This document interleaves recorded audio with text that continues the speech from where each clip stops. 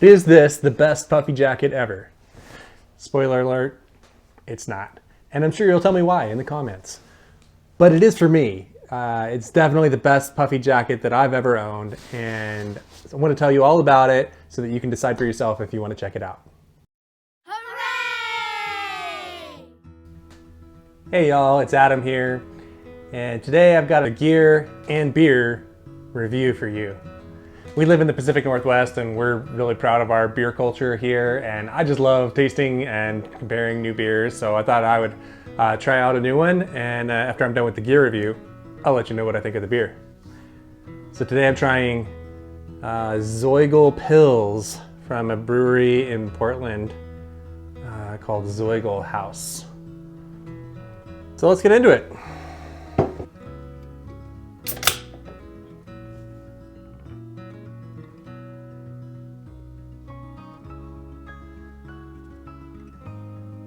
Cheers.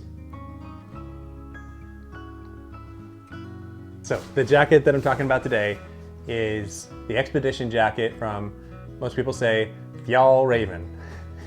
It's actually, I've learned, pronounced officially Fjallraven. Fjallraven. Fjallraven.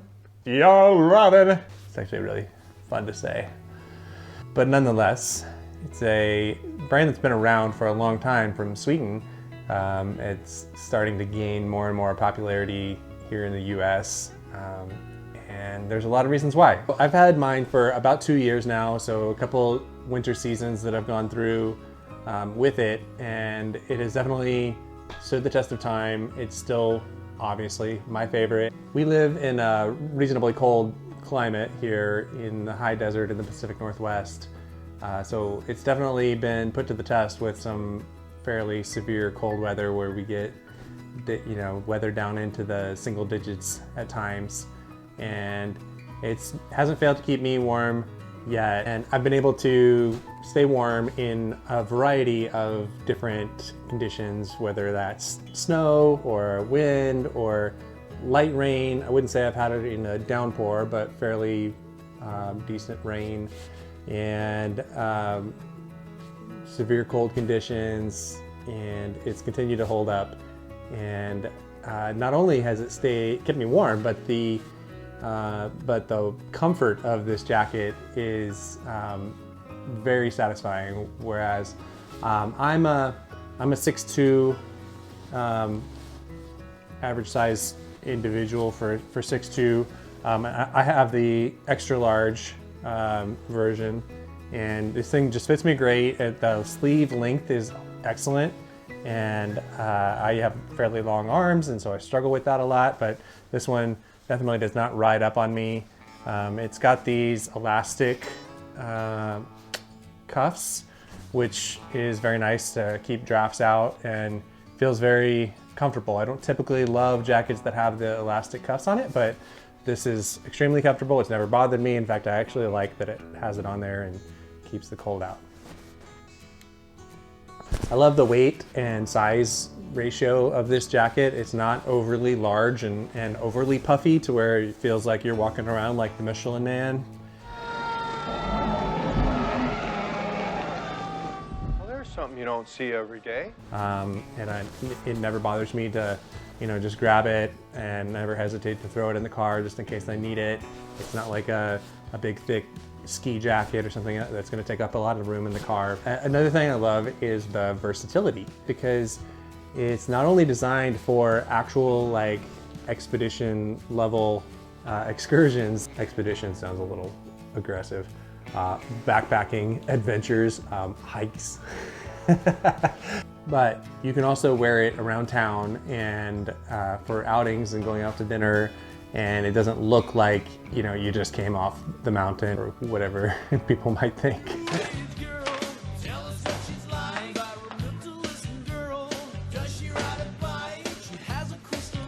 The durability feels really good. I've not had any issues with durability on this. It feels like a very solid material, and I'm gonna get into the specs of it in just a minute, but just overall it feels like it's gonna hold up to the elements, and I have not had any issues with any kind of wear and tear on it yet. And another really great feature of this is the packability. So This is meant to be able to pack down into the inside pocket. So I'll show that to you real quick here. So just inside, there's this little pocket, and then the entire jacket packs down inside the pocket.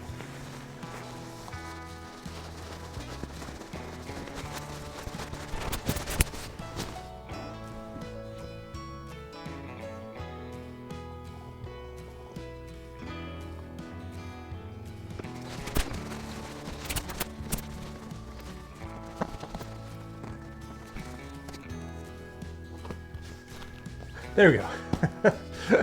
So as you can see, folds down to, you know, roughly the size of a football, maybe Nalgene bottle, I guess. And so it can pack up in your suitcase nice and easily, or in your backpack, and even can serve as a pillow while you're backpacking, or a knee pillow, something like that. So that is a really great feature of how packable it is. You don't want to store it like this, obviously, long term, but it's perfectly fine to pack it in some luggage for a day or two while you're traveling in order to save some space.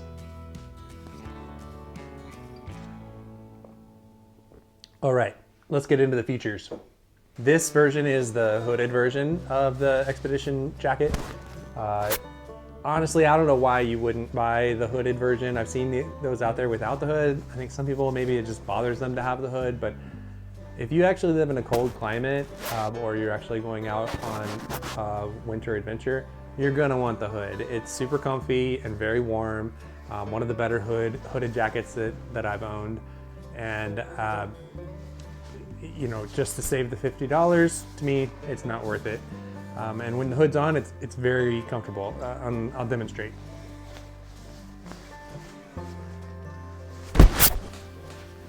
So, as you can see, even with it zipped all the way up, it's still comfortable to have your face out and exposed if you need to. Putting it inside, if you really needed to bundle up, putting your mouth right inside, it's very comfortable. And there's a fabric right inside here. I call it the face fabric. That's nice and soft, and makes it comfortable to bundle up if you need to stick your face down in. And then also, even whether you're wearing a hat or not, this seems to work really well. It fits around your head nicely.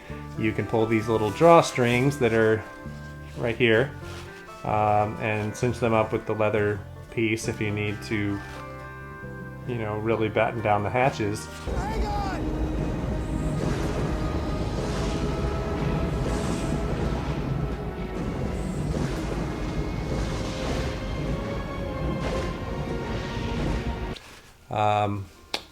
Quick note, if you're gonna wash it, you gotta make sure you take the little leather strip off of the shoelace there before you wash it, but that's not a problem.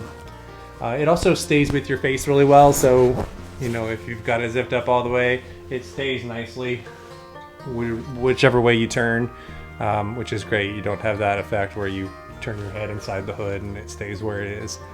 In case you're wondering what it looks like to be completely cinched up, it gets pretty tight.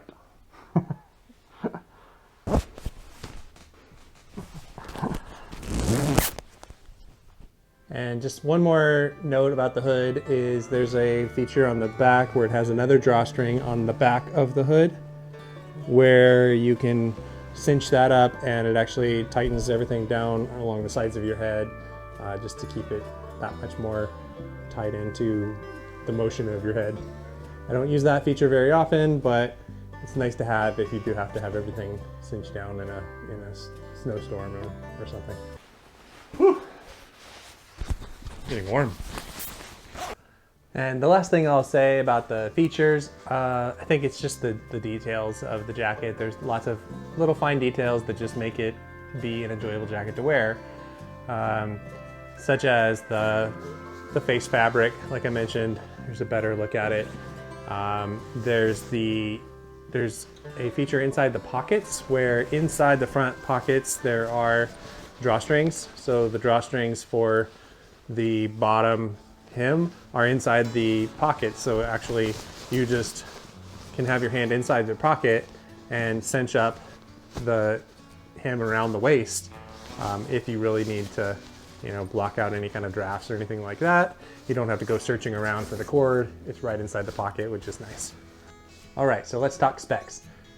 This is a 700 fill down jacket. It's ethically sourced down. They even have a story on their website about 100% traceability of their down products. It is 700 fill down with 3.9 ounces of down. So if you compare that to the Mountain Hardwear Ghost Whisperer UL2, that is an 800 fill down, but only 3 ounces of it. So not quite as high quality of down as the Ghost Whisperer, but you're getting almost 25% more down. This jacket is about 2 times heavier than the Ghost Whisperer, but it does seem to make up for that in durability and warmth. And to me, I like the style of it better. It seems to be more versatile, that you could wear it hiking or snowshoeing or something. And then you could also wear it into town for dinner, and it doesn't look like you just got off your PCT through hike and decided to stop in for a beer. It is coated in durable water repellent, so it will actually bead up and shed some water. I've not had it out in an actual rainstorm. I have had it in some pretty heavy snow and very wet snow, and it definitely did not wet out at all. It held up really well, especially compared with the people I was with in that snowstorm, but yeah, I've been very happy with that so far. One nice benefit with this jacket too is that they offer a lifetime warranty on their products. So anytime, if there's any kind of issue with something failing, they do advertise that they'll replace it. A couple caveats: they do require it to be from an authorized dealer, and you have to show proof of purchase. So if you bought it online or something like that, that should be pretty easy to do. All right, time for a quick beer review. But first, if this was helpful, please hit like, and if you have other ideas about what you think the best puffy ever is, put it in the comments. I'd love to hear what you think. All right, Zoigl Pils. This was actually a really good Pilsner. I was surprised. I've not heard of this brewery before, and I'm gonna have to look into it because definitely impressed me. And I'll put my scores up on the screen here. This is a scoring system that me and some buddies have kind of developed when we go out beer tasting, and we like to kind of compare notes. So here's how this one ranked for me. So totals out of 50 points, so basically 4.2 stars, if you will. And yeah, this was definitely a hit for me. It's a strong Pilsner flavor. It's kind of bready, almost the bready aroma, and it's very interesting to drink. It's not just a light beer. When you think of, sometimes I'll just have a Pilsner and have a light beer, but no, it's actually got a really good flavor. And yeah, Zoigl, I'll definitely be checking them out.